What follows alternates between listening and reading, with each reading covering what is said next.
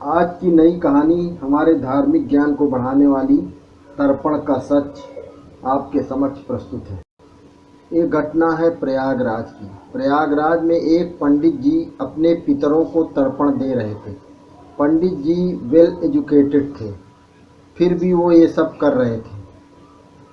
पंडित जी को नदी में तर्पण करता देख वहाँ मौजूद एक नई पीढ़ी का नौजवान आया और नदी में आधे पांव जल में घुसकर हाथों से जल उठाया तथा सूर्य की ओर जल गिराते हुए उच्च स्वर में आंखें बंद करके बोलता है, यहाँ से कोसों दूर मेरी बकरी को प्यास लगी होगी, ये जल उस तक जाकर पहुँचे।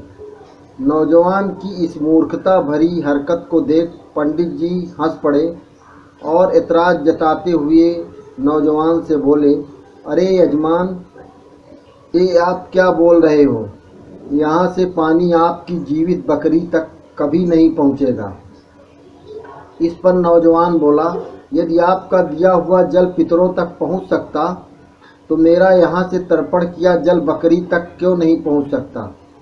पंडित जी को नौजवान के अल्प ज्ञान पर बड़ा दुख हुआ।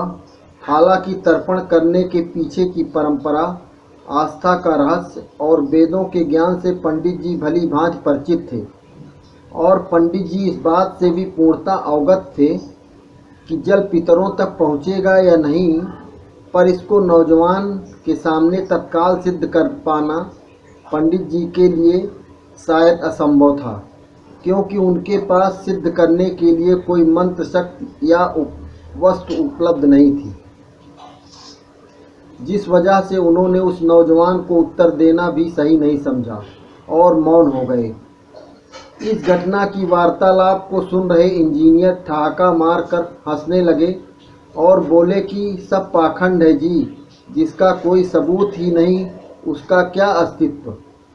अब इस बार वेदों के ज्ञाता पंडित जी ने चुप्पी तोड़ी और अब दोनों को ज्ञान से परिचित कराने के लिए नदी से बाहर निकलते हुए पंडित जी इंजीनियर बाबू के बगल रखी मेज पर कैलकुलेटर उठाकर एक नंबर डायल करते हैं और कैलकुलेटर अपने कान से लगा लेते हैं। पंडित जी बार बार हेलो हेलो करते रहे, लेकिन दूसरी तरफ से कोई प्रतिक्रिया नहीं आ रही थी। इंजीनियर तो पंडित जी की इस हरकत को देख दंग था और उन्हें ताज्जुब भरी नज़रों से देखे जा रहा था।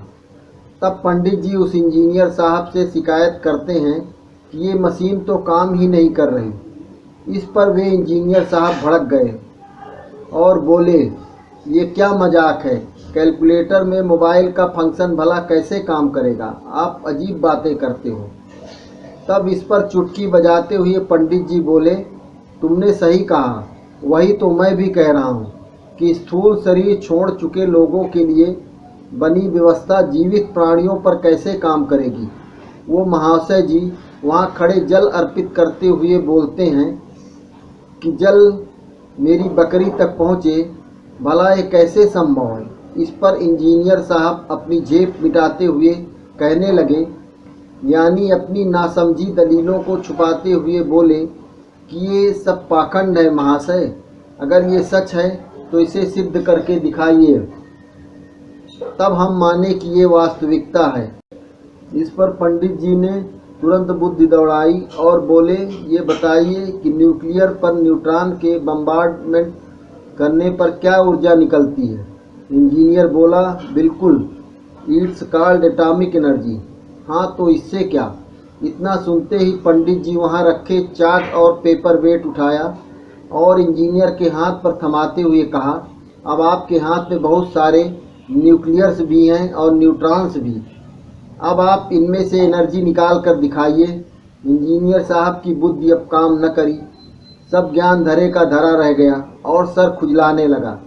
साहब समझ गए और तनिक लज्जा भी गए और पंडित जी से पीछा छुड़ाने के लिए बहाना लगाकर वहाँ से निकल लिए।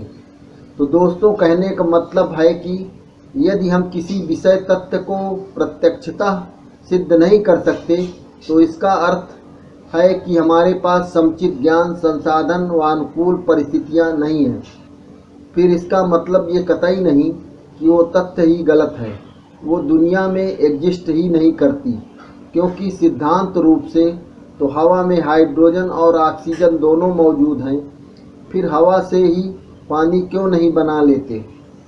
अब आप सीमित साधन की कमी या अल्प ज्ञान की वजह से तत्काल समय में हवा से पानी बना पाने में असक्षम हैं, तो इसका मतलब आप ये घोषित थोड़े न कर दोगे कि हवा में हाइड्रोजन और ऑक्सीजन ही नहीं है। उसी तरह हमारे द्वारा श्रद्धा से किए गए सभी कर्म, दान आदि भी आध्यात्मिक ऊर्जा के रूप में हमारे पितरों तक पहुँचते हैं। इसीलिए व्यर्थ के कुतर्कों में फंसकर अपने धर्म व संस्कार के प्रति कुंठा न पालें। अल्प ज्ञान से मन में फालतू के तर्कों को जन्म देने के बजाय विनम्र होकर सही ज्ञान हासिल करने का प्रयास करें। तो दोस्तों, ये धार्मिक ज्ञान आपको कैसा लगा ज़रूर बताना। ऐसी ही ज्ञान भरी कथाएं रोज़ पढ़ने के लिए हमारे चैनल को सब्सक्राइब करें। समाप्त। कृपया लाइक और सब्सक्राइब करें।